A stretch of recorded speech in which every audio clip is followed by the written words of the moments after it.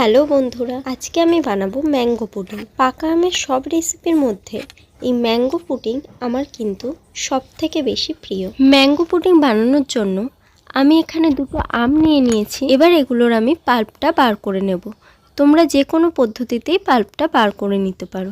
এবার একটা মিক্সিং জারে আমের পাল্পটা দিয়ে দেব আর এর সঙ্গে 4 চামচ চিনি দিয়ে দেব। তোমরা যদি মিষ্টি বেশি পছন্দ করো তাহলে এর সাথে আরো 2 চামচ চিনি অ্যাড করবে। দেখো পেস্ট করে নিয়েছি। এবার আমি এটা একটা পাত্রে ঢেলে নিচ্ছি। এবার একটা কড়ায় 250 গ্রাম দুধ দিয়ে তার মধ্যে আমের পাল্পটা দিয়ে দিয়েছি। দুধটা কিন্তু আমার আগে থেকে ফোটানো ছিল। এবার দুধের সঙ্গে আমের পাল্পটা ভালোভাবে মিশিয়ে নেব।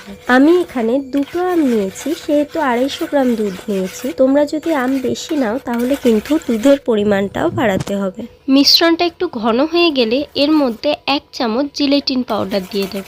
জিলেটিন পাউডার না থাকলে তোমরা কিন্তু কর্নফ্লাওয়ারও ব্যবহার করতে পারো। জিলেটিন পাউডার দিয়ে আরো 2 মিনিট ফুটিয়ে নিয়ে এবার আমি এটা একটা পাত্রে ঢেলে নেব। এবার এই পাত্রটা রুম টেম্পারেচারে ঠান্ডা হওয়ার জন্য রেখে দেব। দেখো ঠান্ডা হয়ে কত সুন্দর পুডিংটা জমে গেছে। এটা কিন্তু খেতে খুবই সুস্বাদু হয়। তোমরা কিন্তু বাড়িতে একবার অবশ্যই ট্রাই করো। রেসিপিটা ভালো লাগলে লাইক, শেয়ার, সাবস্ক্রাইব করো। ফিরে আসবো অন্য কোনো রেসিপি নিয়ে।